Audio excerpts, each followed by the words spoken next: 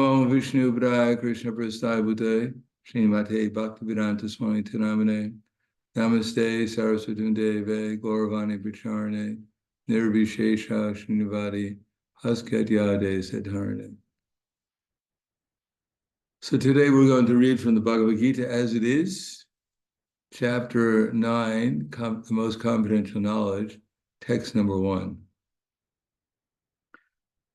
Shri Bhagavan Vacha idam te guyatamam vaksham anushuyave yana vijaya sahitam yajgatva moksha se shuvat. Translation and purport by His Divine Grace A.C. Bhaktivedanta Swami Srila Prabhupada. Supreme Personality of Godhead said, "My dear Arjuna, because you're never envious of me, I shall impart to you this most confidential knowledge and realization, knowing which you shall be relieved of the miseries of material existence." Srila Prabhupada's purport: as the devotee hears more and more about the Supreme Lord, he becomes enlightened. This hearing process is recommended in the Srimad Bhagavatam. The messages of the Supreme Personality of Godhead are full of potencies, and these potencies can be realized if topics regarding the Supreme Godhead are discussed amongst devotees. This cannot be achieved by the association of mental speculators or academic scholars, for it is realized knowledge. The devotees are constantly engaged in the Supreme Lord's service. The Lord understands the mentality and sincerity of a particular living entity who is engaged in Krishna consciousness and gives him the intelligence to understand the science of Krishna in the association of devotees. Discussion of Krishna is very potent, and if a fortunate person has such association and tries to assimilate the knowledge, he will surely make advancement towards spiritual realization. Lord Krishna, in order to encourage Arjuna to higher and higher elevation in his potent service, describes in this 9th chapter matters more confidential than any he has already disclosed. The very beginning of Bhagavad Gita, the first chapter, is more or less an introduction to the rest of the book. And in the 2nd and 3rd chapters, the spiritual knowledge is described as confidential. Topics discussed in the 7th and 8th chapters are specifically related to devotional service, and because they bring enlightenment in Krishna consciousness, they are called more confidential. The matters which are described in the 9th chapter deal with unalloyed pure devotion. Therefore, this is called the most confidential. One who is situated in the most confidential knowledge of Krishna is naturally transcendental. He therefore has no material pangs, although he is in the material world. In the Bhakti Rasamrita Sindhu, it is said that although one who has a sincere desire to render loving service to the Supreme Lord is situated in the conditional state of material existence, he is considered liberated. Similarly, we shall find in the Bhagavad Gita, 10th chapter, that anyone who is engaged in that way is a liberated person. Now, this first verse has specific significance. The word idam jnanam, this knowledge, refers to pure devotional service, which consists of 9 different activities: hearing, chanting, remembering, serving, worshiping, praying, obeying, maintaining friendship, and surrendering everything. By the practice of these 9 elements of devotional service, one is elevated to spiritual consciousness, Krishna consciousness. When one's heart is thus cleared of material contamination, one can understand the science of Krishna. Simply to understand that a living entity is not material is not sufficient. That may be the beginning of spiritual realization, but one should recognize the difference between activities of the body and the spiritual activities of one who understands that he is not the body. In the 7th chapter, we have already discussed the opulent potency of the Supreme Personality of Godhead, his different energies, the inferior and superior natures, and all this material manifestation. Now in this chapter 9, the glories of the Lord will be delineated. The Sanskrit word anusuyave in this chapter is also very significant. Generally, the commentators, even if they are highly scholarly, are all envious of Krishna, Supreme Personality of Godhead. Even the most erudite scholars write on Bhagavad Gita very inaccurately because they are envious of Krishna. Their commentaries are useless. The commentaries given by devotees of the Lord are bona fide. No one can explain Bhagavad Gita or give perfect knowledge of Krishna if he is envious. One who criticizes the character of Krishna without knowing him is a fool, and such commentaries should be carefully avoided. But one who understands that Krishna is the Supreme Personality of Godhead, pure and transcendental personality, these chapters will be very beneficial. So the text again.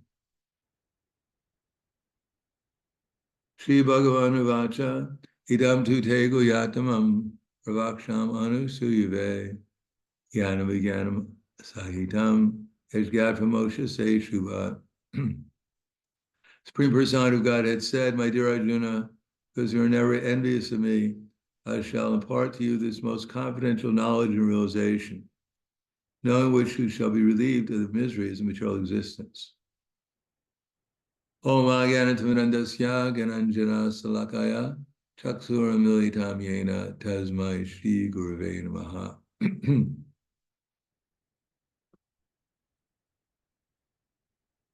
Out of all the different types of material consciousness, the one that cannot actually be utilized in Krishna's service is envy. Now, the living entity by nature in the material world, his conditioned consciousness, is in rebellion to the Supreme Personality of Godhead. In other words, the body that we're in is a manifestation of our rebelliousness against Krishna. Of course, there are some persons who come to the material world and they're nitya siddhas. They don't come out of rebelliousness. They come in order to serve Krishna here. So those who are aspiring to become devotees, who are aspiring to become sadhana siddhas, becoming a perfect devotee by following our sadhana given by our acharyas. That sadhana will gradually help us become free from all material misconceptions, which are basically caused by our desire to be something that we're not. In other words, if we try to be who we actually are, namely servants of Krishna, then gradually this tendency to become attached to something that we're not will gradually diminish. After all, realizing that we're eternal is certainly much better than thinking we're this body, which is temporary. Since everyone is struggling very hard to stay alive as long as they can, most people don't cross the street without looking both ways. Doesn't matter how much they convince themselves that they're not afraid of death, but very few people walk across a busy street with their eyes closed, saying, I don't really care if the cars hit me or not. Because no one is really looking for pain. It's not necessary to look for it. It's already there. And if you don't think it's there, just wait a few years. They'll be there. So the question is, why is the living entity entangled in this material consciousness, and how can he actually get free from it? So the first thing we should understand is that we have to take shelter of an actual acharya. This tendency to be envious also means not only we're envious of Krishna, but generally we're envious of anyone who's better than us. Envy, of course, is a great inspiration in the material world. It's another side of a compliment to be envious of someone. if someone is better than you and you're envious of them, it means that you more or less recognize that they're superior to you in some way. So that's also a kind of appreciation. But it's not a very favorable appreciation, because after all, as the person may become better, they become desirous that they become worse. It's not exactly in the mood of positive service. It's an appreciation, a negative, it's an appreciation, but it's not a very favorable appreciation. Because in the material world, everyone is trying to become the best in something and be recognized for it, be appreciated for it, gain for it sometimes. After all, people kick a ball and they try to become expert at kicking the ball as if that will take them closer to the goal of life, controlling a ball. Previously, people used to try to control their wife or their husband, or even their children, or even their dog, or something, control something. But now people have reduced that they can't control their wife, they can't control their husband, they can't control their children, they can't even control their dog. Even the fish in the aquarium, they're having a difficult time with. So now they become expert at kicking a ball. And those who are the most expert at kicking a ball, they get paid practically an unlimited sum because they can kick a ball. And if they can kick it into a net, then people think they're practically in heaven.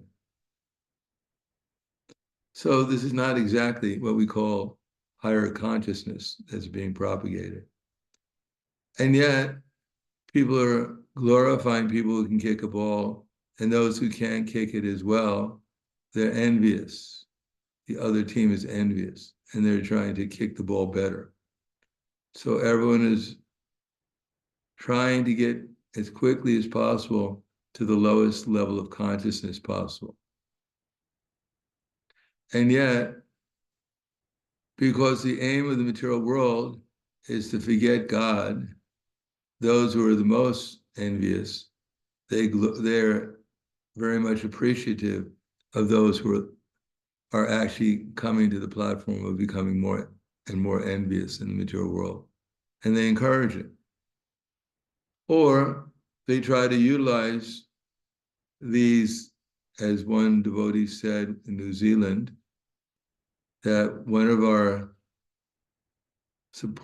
lawyer in New Zealand actually became the prime minister. New Zealand is quite a small country. I think there's only a couple of million people there.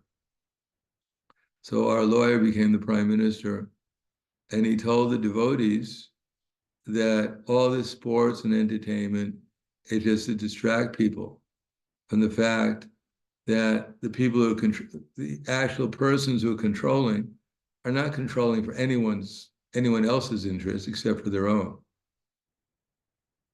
And therefore, to keep people pacified and accustomed to their own the problems that the government and other persons are creating for them, they try to distract them so they don't become envious of these so-called leaders, distract them by entertainment. People actually think they're enjoying by watching someone kick a ball into a net. It's like the happiest moment in their life. It used to be when the child was born, people would be happy. They're happy, but not as happy when their team kicks the ball into the net. Then they're overwhelmed with happiness. So this is a distraction.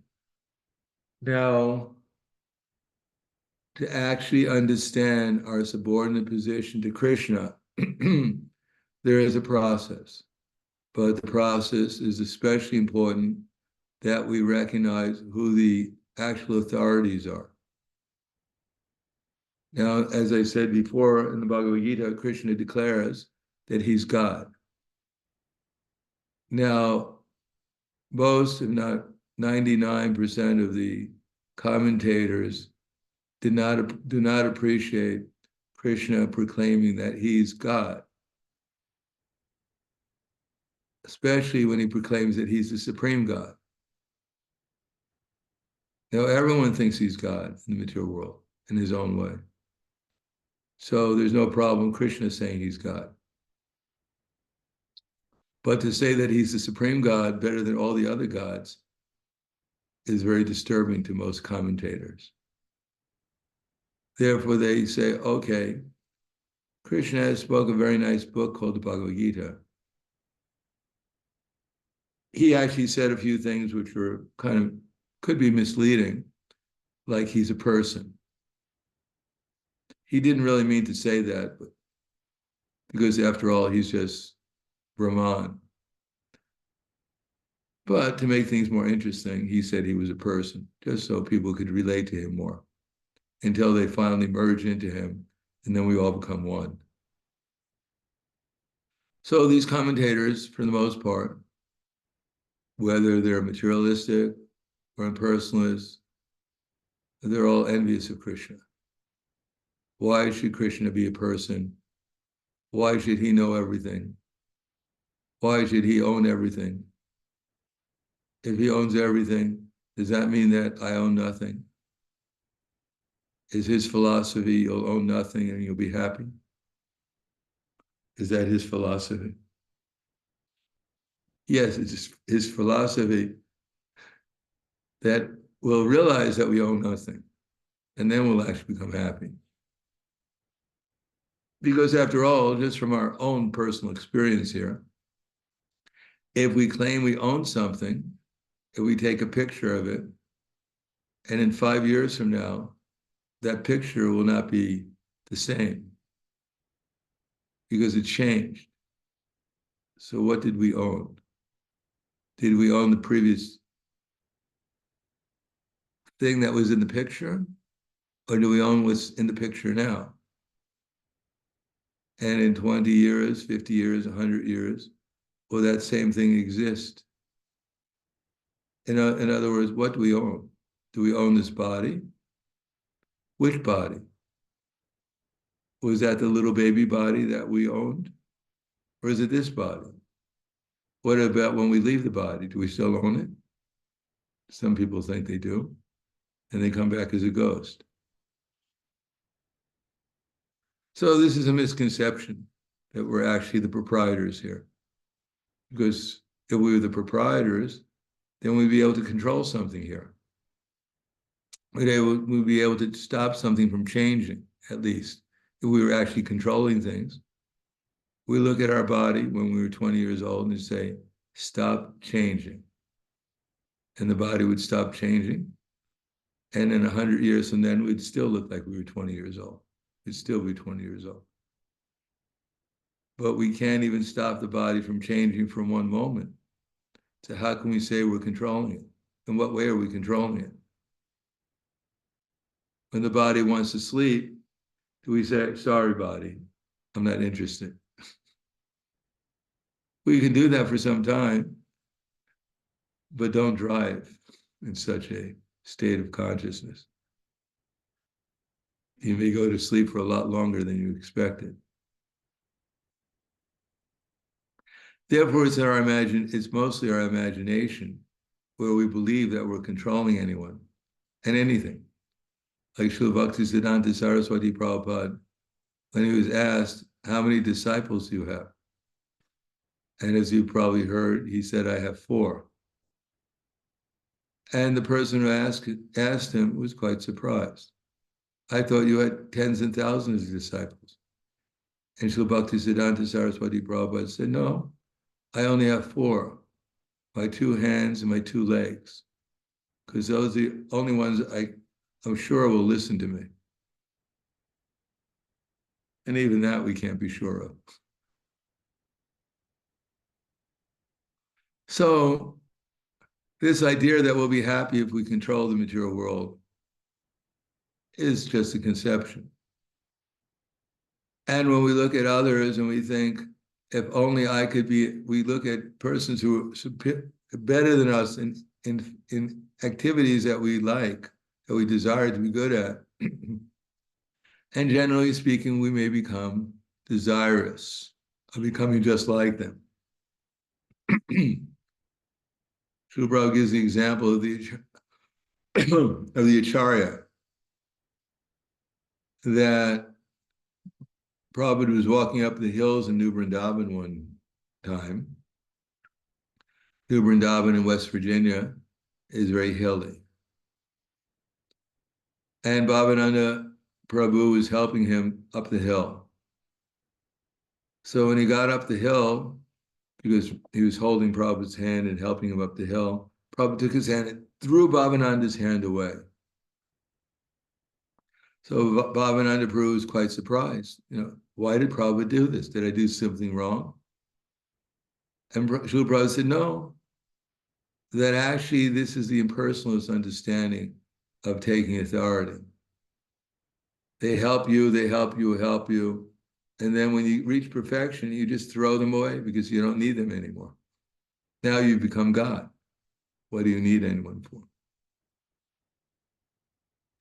So in the material world, it's like that too. People take shelter of someone, they help them. And when they get better than them, then they just leave them aside because I don't need this person anymore. So the conception, as Krishna says, acharyamam vijaniyam navamartya karichit namartya buddhya suyete sarva deva mayo guru. That one should never become envious of the acharya. That one should not think that the acharya is subject to death like we are. That the acharya is my representative. And therefore he represents all the good qualities of all the demigods. Acharyamam vijaniyam navamar. So, Srila Prabhupada is such an acharya. Now, as I mentioned before, it is difficult for us to have complete faith in Krishna at the present moment. Obviously, we have faith, otherwise we wouldn't be on this conference call in Krishna. Because you don't expect me to spend the whole time talking about soccer. It's not a conference about soccer, although it maybe utilizes an analogy, but I don't think anyone came on this call expecting to hear the scores this week. But what we will hear about is Krishna, how to develop our awareness of Krishna, and awareness of Krishna means our faith in Krishna. We can't have complete faith in Krishna unless we develop complete awareness of him. Now, everyone who's aspiring to become a devotee, to one extent, to some degree or another, has awareness of Krishna. And that awareness is superior to awareness of other things. Otherwise, we wouldn't dedicate our lives to one extent or another to become more aware of Krishna.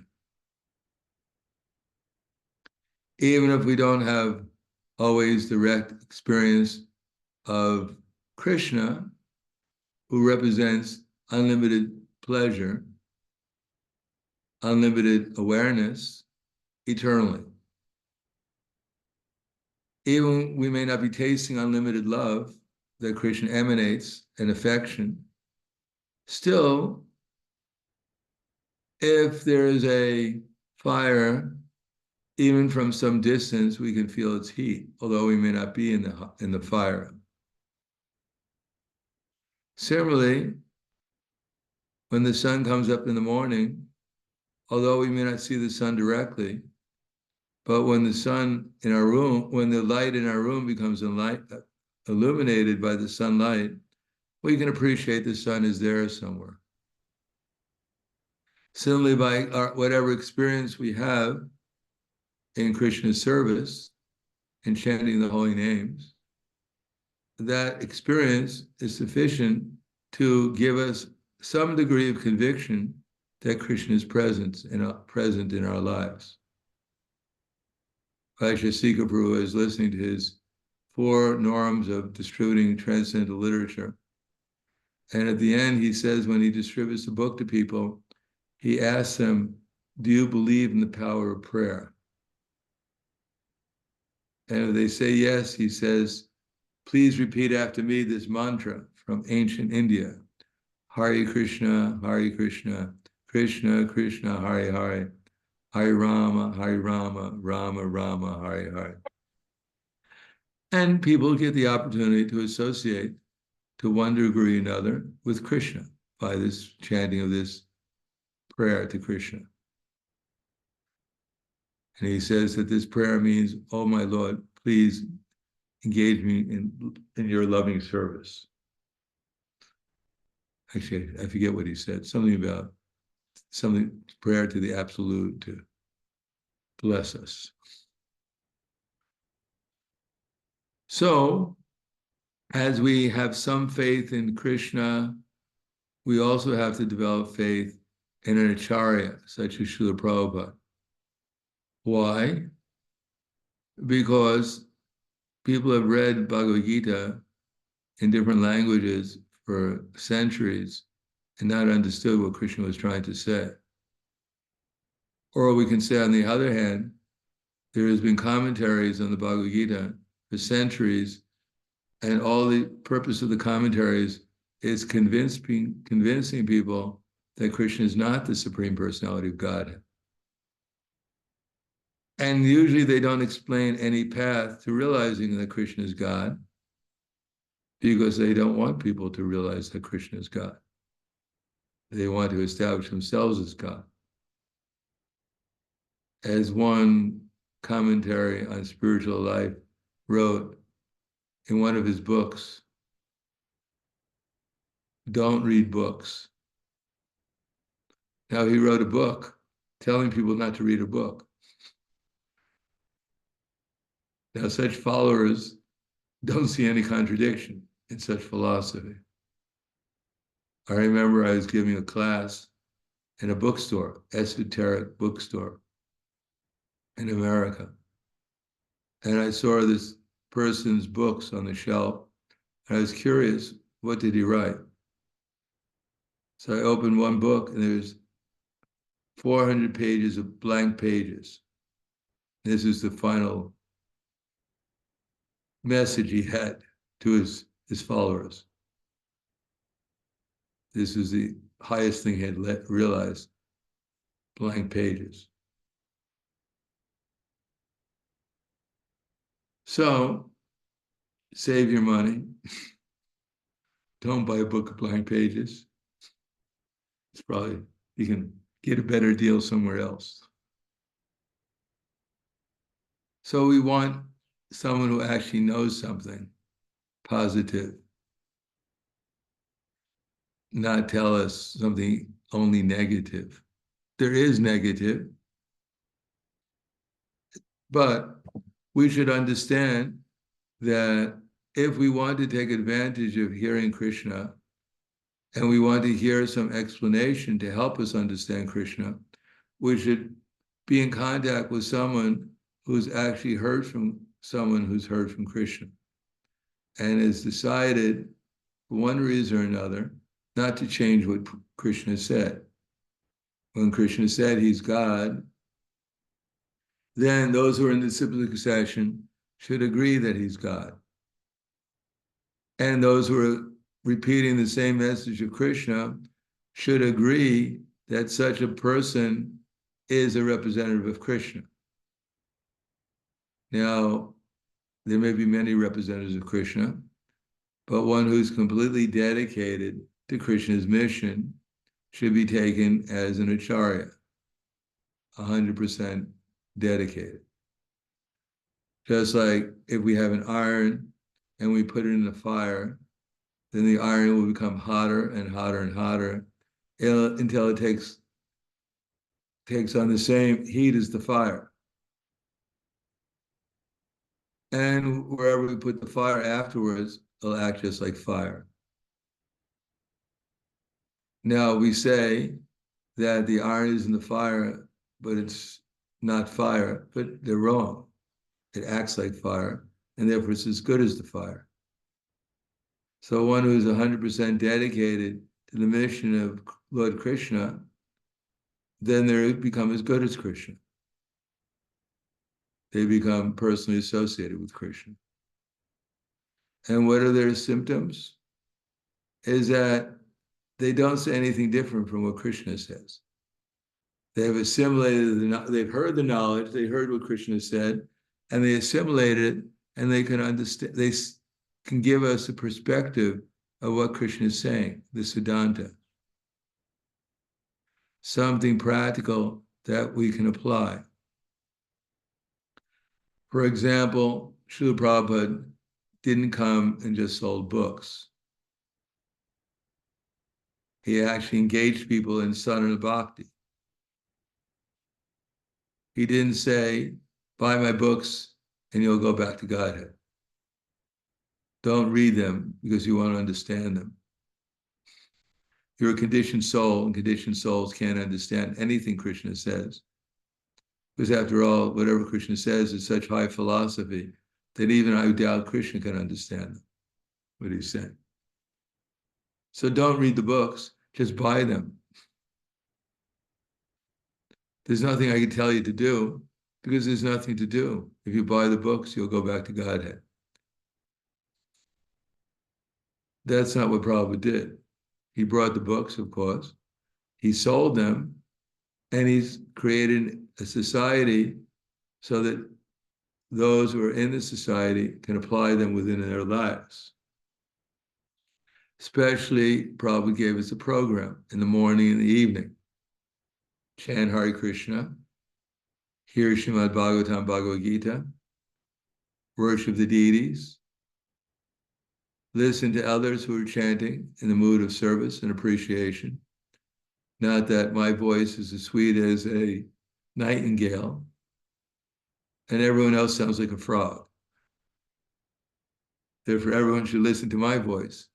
And there's no reason I should listen to anyone else, because I don't like the sound of a frog. No, actually, we serve the devotees by listening to them chanting and try to appreciate they're also chanting Lord Krishna and Srimati Radharani to engage themselves and others in loving service to Krishna. So we should appreciate others, how nicely they're chanting, how sincerely they're chanting, and that will convince us to try to chant nicer ourselves. It is not exactly only the sweetness of the devotee's voice, but also the sincerity of trying to engage in the loving service of Radha and Krishna and their devotees. And those who are doing such chanting generally, if they're engaged in sadhana bhakti on a regular basis, and also trying to propagate Krishna consciousness to others, if only in their own family, trying to help their family members become Krishna conscious, then that should be appreciated, that they're actually sincere in chanting. Otherwise, why would anyone spend their lives dedicating their energies in the service of Krishna unless they had some sincerity?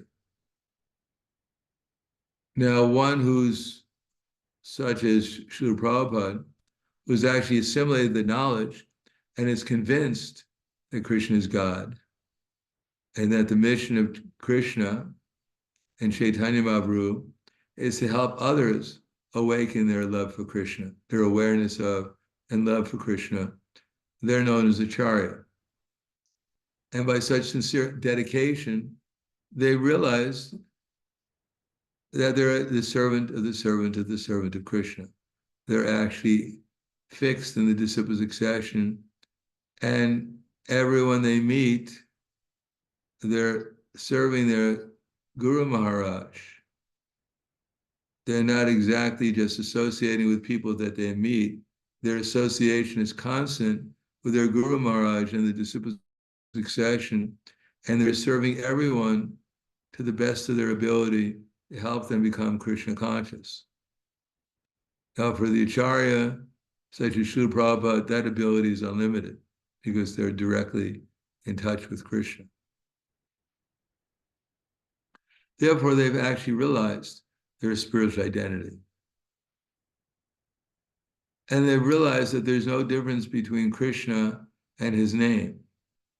Therefore, when they're chanting the Hare Krishna mantra, it has an effect on people's hearts and can actually change their direction in life from material to spiritual. They exhibit all the good qualities such as humility and tolerance in their lives. And they're completely dedicated to helping everyone they can possibly can become conscious of their eternal relation with Krishna. So at least theoretically, within our society, we accept Srila Prabhupada as such a personality. Not blindly, because after all, probably none of us would be on this call, including me, unless Srila Prabhupada had come to the Western world to spread Krishna consciousness. It's not that Prabhupada was an old Indian man. He happened to get on a boat because it was free, wound up in New York, and magically, with no cause whatsoever, Krishna consciousness spread all over the world just because Prabhupada was a good businessman. I don't think any of us have joined this movement looking for a good businessman as a leader. No, because Prabhupada was an actual devotee of Krishna, and he was in love with Krishna, and he had the ability to convince others of not only necessity, but the great opportunity to become a devotee of Krishna. That there can't be even theoretically, any higher goal in life than to become a pure devotee of Krishna. So to free ourselves from this enviousness, we have to have some appreciation that Prabhupada was a pure devotee of Krishna. At least theoretically, we have to accept that. And his instructions are perfect for that reason. There may be some typo on a page. Prabhupada may have dictated something which was not clear, like he dictated it for the original Bhagavad Gita. There's a planet of Pitris. And the devotees who were transcribing what Prabhupada had spoken into his dictaphone couldn't understand Prabhupada's accent. And therefore, in the original Bhagavad Gita by Macmillan, it says, instead of there's a planet of Pitris or ancestors, it says there's a planet of trees. I don't think in the universe Krishna has created just a planet of trees, because it would be quite boring to live on a planet of trees. Sometimes there are a lot of trees, but that doesn't mean there's only trees in the planet. In any case, that's not what Prabhupada meant.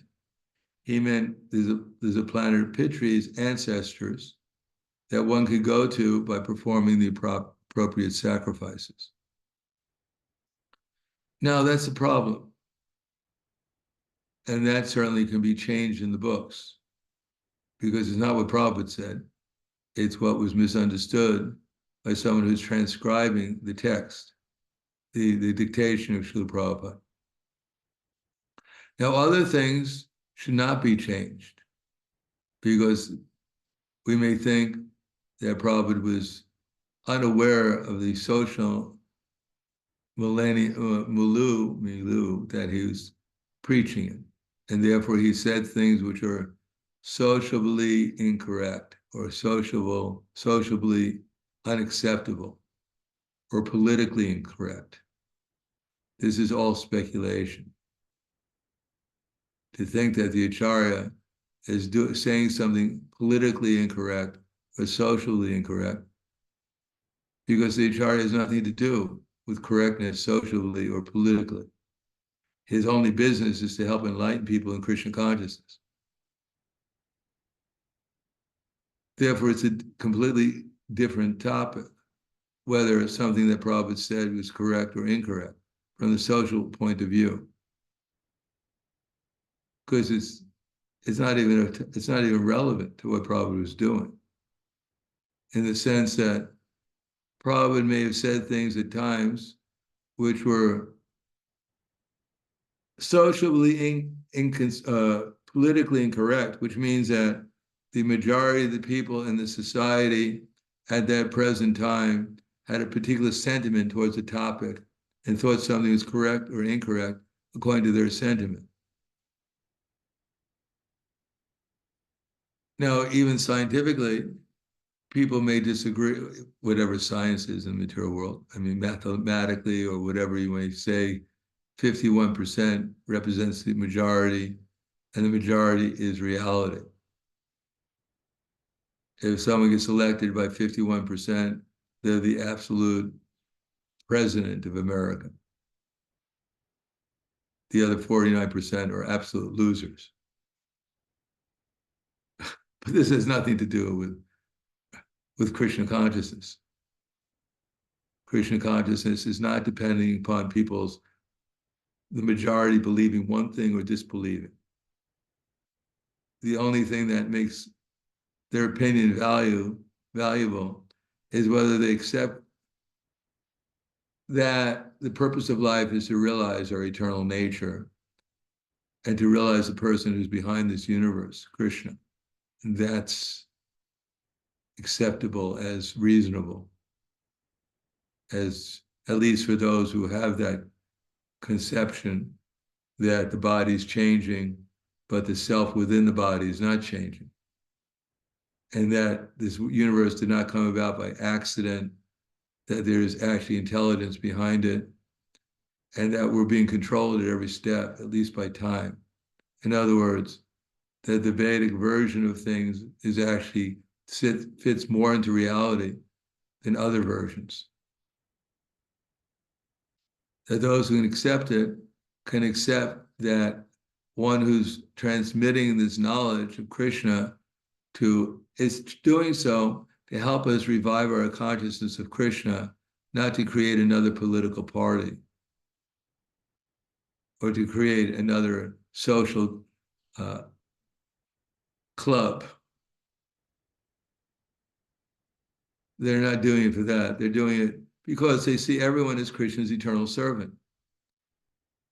And even if they say something about Black people or women or men or white or whatever, they're just giving generalizations at sometimes in according to their audience that they're speaking to.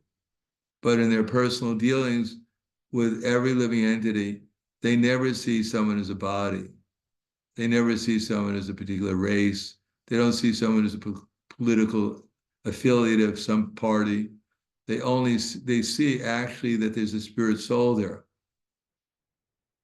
and that they're directing their conversation to the soul to awaken the soul to their eternal relation with Krishna. That's their only motive. Now, it's not that they deny that there's a body in front of them. They only see a 1/10,000 size, a tip of hair in size soul, even in the tree. And therefore, when they're walking, they walk into the tree because they don't see the tree. They only see the soul. They also see the tree. And they realize this is a tree. So they don't start preaching to the tree, generally speaking. Please wake up. You've been sleeping a long time. You're not in a very good spot. Why don't you just move? It's better near the temple where they're chanting. Otherwise you're so far away you can't hear the kirtan. No, they don't. They realize they're dealing with a tree, and the soul within the tree has, at its material body, has its limitations. Similarly, when Prabhupada was talking to men or women, he didn't think he was talking only to a man or woman. He was talking to a spiritual being. But he realized that this soul is in a woman's body. And therefore, for example, if there was a choice, in general, it would be understood understood that women are better at dealing with children than men. So in a Gurukul, if there is a choice in general between women or men taking care of the children, in general, it would be preferred that a woman would probably be better than a man. Now, that's not prejudice, that's just reality. Statistically speaking, women are much better in taking care of children in some ways than men are. Now, there may be a man who's better than the women in taking care of children, so that's not to be denied either. But statistically speaking, you'd want most persons who would be better at taking care of children would be women, in terms of not necessarily just teaching them, but they're more patient dealing with children, they're more affectionate, they're more tolerant. But there may be some man who's exceptional. Similarly, there may be fields where women are not as good as men. So it would be expected that more men would be in that field than women.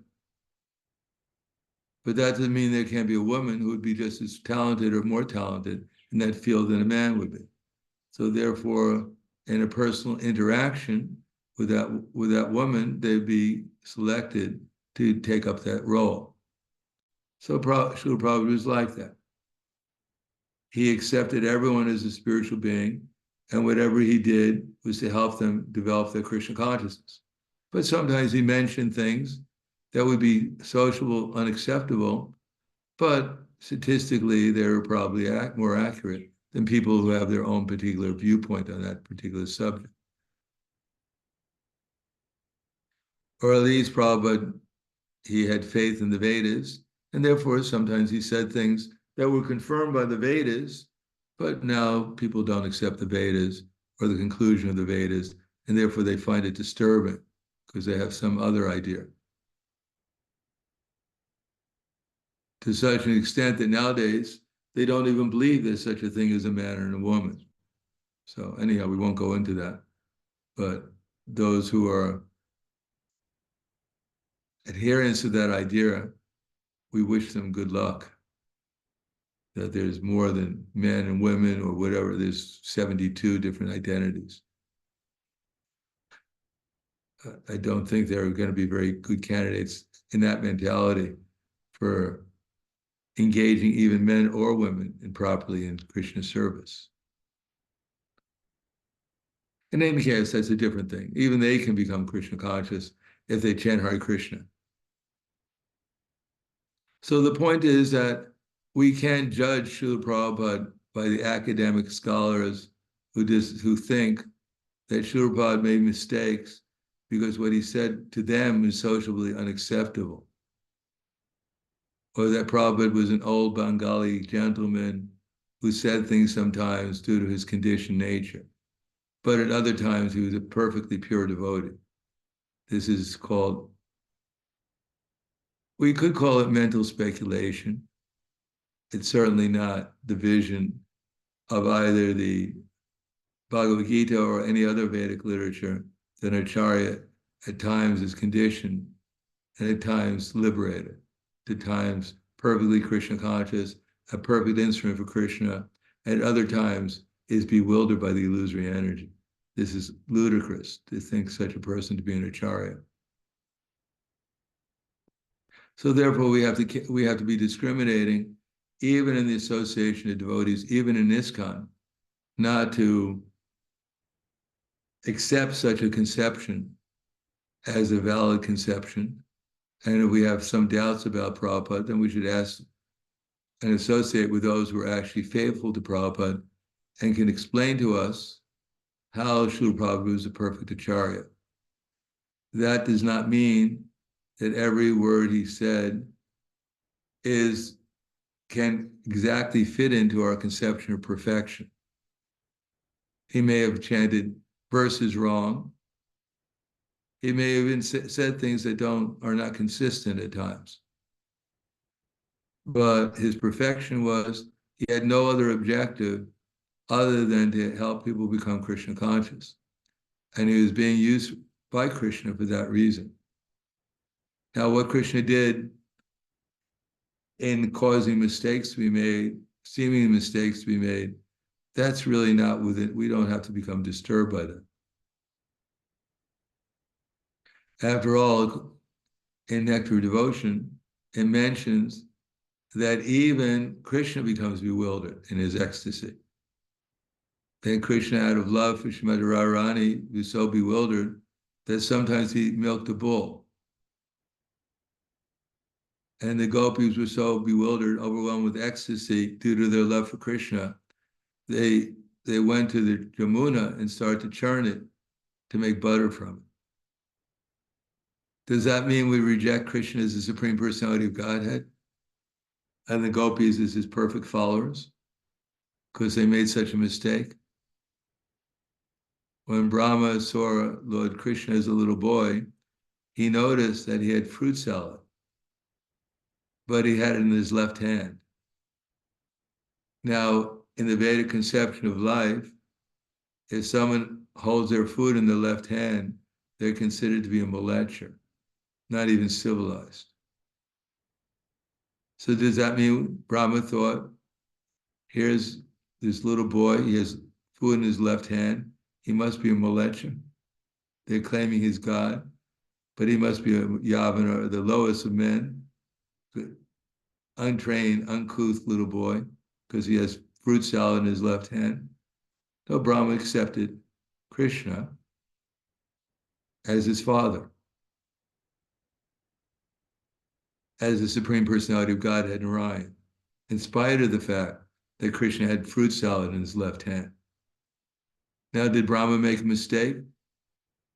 Was Brahma a blind follower, a fanatic? And therefore he accepted this coward boy with fruit salad in his left hand as the Supreme Personality of Godhead Narayan?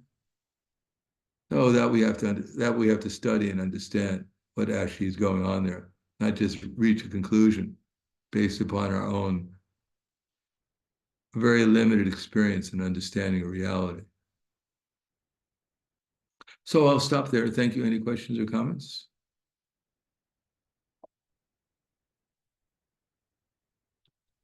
I have a comment, if it's okay to say something. I hope so. I thought first thing you spoke about football, and it was funny because I was in Colombia and they lost the Mundial for the South America, the Copa America, and it was like, for them it was like it was a funeral, like a national funeral after the loss. They were like so devastated. Oh, so sorry to hear that. Yeah, it was kind of dangerous. They were kind of looking for who to blame for it. So, and second, you said about the planet of trees, and actually, I read the first Bhagavad Gita I read was, I think, the translation of the 72 Macmillan, and I read there is a planet of trees, and I was thinking, yeah, because in Hebrew, Earth is also, you can cut it somehow the words to planet of trees. And I understood that the book says that the demigods see this planet as a planet of trees. So I said, yes, it sounds so real, and it attracted me, like it sounded to me very mystical, and I could not find it later. Yeah, don't get too absorbed in the planet of trees. You may wind up there. Okay. But this is an example that probably didn't say there was a planet of trees. He said there was a planet of pit trees. And the person who was transcribing things misunderstood Prabhupada's accent and wrote down there's a planet of trees. There may be a planet of trees, but that's not the point. Thank you, Nirguna Prabhu. Anything else? Any other question, comment? Okay. We'll stop here. Thank you very much. Grantaraj, Srimad Bhagavad Gita, Ki Jai. Srila Prabhupada. Lord Premanande, Haribol. Thank you. Hare Krishna. Hare Krishna. Hare Krishna. Thank you, Guru Maharaj.